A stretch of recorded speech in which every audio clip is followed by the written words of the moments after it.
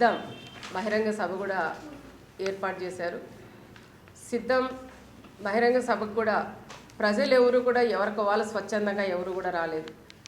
దాదాపు 52 నియోజకవర్గాల నుంచి కూడా భారీ ఎత్తున బస్సులు పెట్టి ఆర్టీసీ బస్సులు కూడా పెట్టి బలవంతంగా ఇళ్ళ దగ్గర పోయి మీకు అమ్మఒడి రాదు, 18,000 రాదు, ఇట్లా ప్రతి ఒక్కరిని కూడా బెదిరించి మహిళలను కానీ అదేవిధంగా రైతులను కూడా బెదిరించి బలవంతంగా వాళ్ళని బస్సులు ఎక్కించారు. బస్సులు ఎక్కించేదే కాకుండా ప్రతి ఒక్కరికి మనం కూడా చూసాం, కర్ణాటక నుంచి కూడా మద్యం కూడా తీసుకొచ్చి ప్రతి బస్సుల్లో మద్యం కూడా పంపిణీ కూడా చేసి వాళ్ళకి బిర్యానీ ప్యాకెట్లు కూడా ఇస్తూ బలవంతంగా కూడా తీసుకొచ్చింది అందరం కూడా చూసాం నిన్నటి రోజు. అక్కడ తీసుకొచ్చిన తర్వాత జనాలందరూ కూడా ఒకటే కూడా ఆలోచన చేశారు, జగన్మోహన్ రెడ్డి వస్తే ఏదో అనంతపురం జిల్లాకి వరాలు ఇస్తారని ఎన్నో ఆశలతో కూడా అక్కడ ఎదురు చూశారు. అక్కడ పోయి చూసిన తర్వాత జగన్ రెడ్డి వచ్చిన తర్వాత కేవలం గౌరవ చంద్రబాబు నాయుడు గారిని తిట్టడానికే సభ పెట్టినట్లు కూడా అక్కడ కనిపిస్తోంది. చంద్రబాబు నాయుడు గారిని పదే పదే అక్కడ తిడుతూ ప్రజలందరితో కూడా చప్పట్లు కొట్టించుకుంటూ పోయినారనే విషయం కూడా మనం గుర్తించాలి. చంద్రబాబు నాయుడు గారిని నువ్వు తిట్టితేనే ప్రజలందరూ కూడా ఒకటే ఆలోచన చేశారు. చంద్రబాబు నాయుడు గారిని మళ్ళీ గుర్తు చేశారు. చంద్రబాబు నాయుడు గారు ఎప్పుడైనా వాళ్ళు గుర్తు చేసుకుంది కూడా కొంతమంది మాకు కూడా ఫోన్లో చెప్పింది, చంద్రబాబు నాయుడు గారు వచ్చినప్పుడు రైతులందరినీ కూడా ఆదుకున్నారు, ఇన్సూరెన్స్ కానీ ఇన్పుట్ సబ్సిడీ ఇచ్చిన ఘనత చంద్రబాబు నాయుడు గారికి దక్కుతుంది. కానీ అలాంటి నాయకుడిని ఈరోజు ఈ సభలో జగన్ రెడ్డి తిట్టడం చాలా బాధాకరమని అక్కడికి వచ్చిన ప్రజలు కూడా చెప్పే పరిస్థితులు కూడా ఏర్పడినాయి. ఏదైనా ప్రజల దగ్గరకు వచ్చినప్పుడు చెప్పాలి. కానీ ఇందాక శ్రీనివాస్ అన్నగారు చెప్పినట్లు మా ప్రభుత్వం నేను సీఎంగా 5 సంవత్సరాలు ఉన్నప్పుడు ఈ పనులన్నీ నేను చేశాను, ప్రజలకు చేశాను, ఈ అనంతపురం జిల్లాకు చేశాననే విషయాలు చెప్పాలి. కానీ అది పక్కన పెట్టి కేవలం చంద్రబాబు నాయుడు గారిని తిట్టడానికే సిద్ధం సభ కూడా పెట్టారని కూడా మనం కూడా గుర్తు చేసుకోవాలని కూడా నేను చెప్తున్నాం.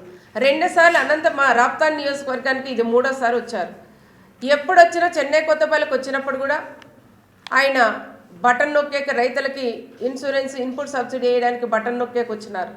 బటన్ నొక్కారు కానీ రైతులకు ₹1 కూడా చాలామంది రైతులకి డబ్బులు కూడా పడలేదు.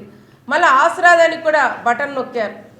ఆసరా మహిళలందరూ కూడా చాలామంది ఒకటే అడుగుతున్నారు, మేము ఈరోజు మీటింగ్లు ఇవ్వకపోతే మా డబ్బులన్నీ కట్ అవుతాయంటే రావంటే 25వ తారీఖు డబ్బులు పడతాయి, అందుకే మేము పోయినాము అని.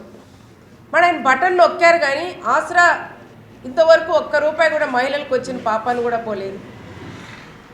మరి ప్రాజెక్టులు అయితే అనంతపురం జిల్లాకి ఎన్నో ప్రాజెక్టులు అక్కడ అన్నయ్య కాళ శ్రీనివాస్ అన్నగారు మంత్రిగా ఉన్నప్పుడు అన్నగారికి కానీ అదేవిధంగా మేము కానీ ఇక్కడ పేరూరు ప్రాజెక్టు కానీ అక్కడ భైరవాన్ తిప్ప కానీ ఇవన్నీ కూడా మేము ప్రాజెక్టులు ఆ రోజు తీసుకొచ్చినాం.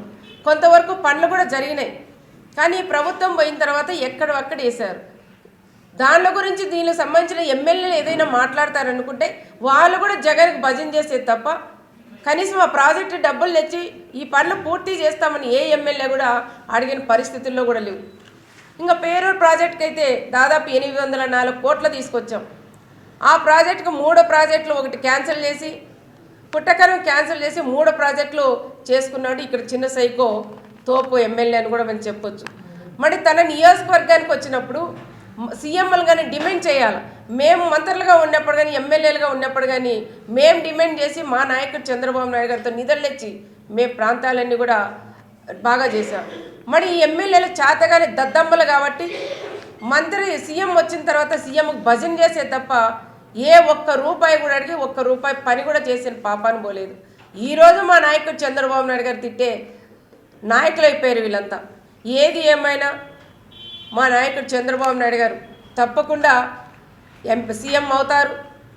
ఎవరైతే చంద్రబాబు నాయుడు గారి గురించి మాట్లాడినారో వాళ్ళందరూ కూడా భూస్థాపం కూడా అవుతారని కూడా నేను చెప్తున్నాను. ఎవరైతే చంద్రబాబు నాయుడు గారిని నోటికి వచ్చినట్లు మాట్లాడినారో వాళ్ళు ఎవరు కూడా గెలవరు. ప్రజలందరూ కూడా సిద్ధంగా ఉన్నారు వాళ్ళు ఓడించడానికి. ఎప్పుడెప్పుడు ఎలక్షన్లు వస్తాయా, జగన్ రెడ్డిని ఎమ్మెల్యేలందరినీ ఓడించాలి, ఎప్పుడు చంద్రబాబు నాయుడు గారిని సీఎం చేసుకోవాలా, మా ప్రాంత ప్రజలందరూ కూడా రైతులందరూ కూడా బాగుంటాం, యువత అయితే మాకు ఉద్యోగ అవకాశాలు కూడా లేవు, చంద్రబాబు నాయుడు గారు సీఎం అయితే మాకు ఉద్యోగ అవకాశాలు కలుగుతాయని ఎంతోమంది కూడా 1000 కళ్ళతో కూడా ఈరోజు ఎదురు చూస్తున్నారు. అలాంటి వాళ్ళందరినీ కూడా మోసం చేసిన దుర్మార్గుడు సీఎం అని కూడా మనం చెప్పుకోవచ్చు. ఈరోజు చూస్తే మీటింగ్ కూడా కవరేజ్ కూడా పోయిన కృష్ణా మీద ఆంధ్రజ్యోతి ఫోటోగ్రాఫర్ కూడా జర్నలిస్ట్ వాళ్ళ మీద కూడా చాలా దారుణంగా కూడా కొట్టారు. ఇది ఎక్కడ న్యాయమండి? ఒక సీఎం సభలో మీటింగ్లో మాట్లాడేటప్పుడే ఒక 100 మంది కలిసి ఎంత దారుణంగా కొట్టారో అందరూ కూడా గమనించినాం. మేము కూడా ఈరోజు సీనా అన్నగారు మేమందరం కూడా ఎస్పీ గారిని కూడా కలిసాం, లీడర్లందరూ కూడా కలిసి ఆయనకు కూడా చెప్పాము ఎస్పీ గారికి, ఎవరైతే కొట్టారో ఆ వీడియో కూడా మీరు చూసి వాళ్ళ మీద వెంటనే కఠినంగా చర్యలు తీసుకోవాలా, తూతో మందరంగా కేసులు పెట్టి వాళ్ళకి బయటకు పంపించొద్దండి, వీళ్ళ మీద కూడా సీరియస్గా యాక్షన్ తీసుకోమని మేమందరూ కూడా ఎస్పీ గారిని కూడా కలిసింది కూడా జరిగింది. ఏది ఏమైనా వచ్చే తెలుగుదేశం ప్రభుత్వం చంద్రబాబు నాయుడు గారు సీఎం అవుతారు.